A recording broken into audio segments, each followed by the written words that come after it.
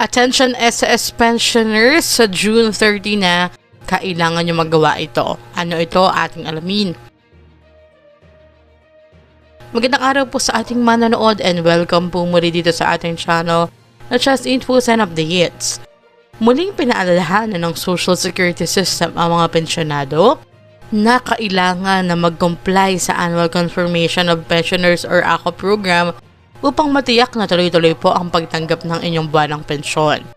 Ayon po sa ahensya, ang mga sumusunod na pensioner na may birth month na June ay kinakailangan mag-comply sa ACO hanggang sa katapusan ng buwan.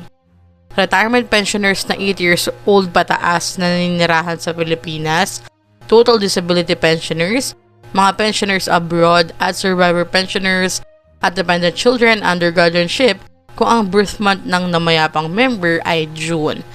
Layunin po nito na tiyaking tama at napapanahon ang mga record ng mga pensyonado upang maiwasan po ang pagkaantala o paghinto ng inyong pensyon. Maaari na rin pong mag-ACOP online.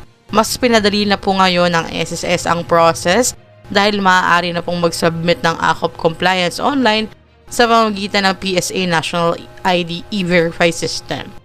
Hindi na po kailangan bumiyahe o pumunta agad sa tanggapan ng SSS kung qualified para sa online verification.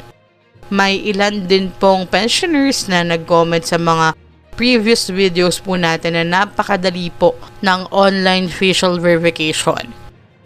Mahalagang paalala lang po ang mga retirement pensioners na naninirahan sa Pilipinas at wala sa ACOP coverage ay nananatiling exempted po sa regular na ACOP compliance. Ang mga retirement pensioners na tumatanggap ng dalawang pensyon bilang survivor pensioner at retirement pensioner ay dapat din na mag-submit ng dalawa ring ACOP pensioner supply form. Huwag pong kalimutan mag-ACOP kasi po maaari po talagang masuspend ang inyong pensyon kaya sayang naman po yung panahon na matatanggap nyo na yung pension nyo tapos wala pala at baka wala kayong magamit sa kinakailangang paggamitan. Para tuloy-tuloy ang pensyon, mag-ACOP na po kayo. Hanggang dito na lamang po muna itong update po natin. Muli po ito ang Just Infos and Updates. I-like, share, and subscribe para kayo updated. God bless po and have a nice day.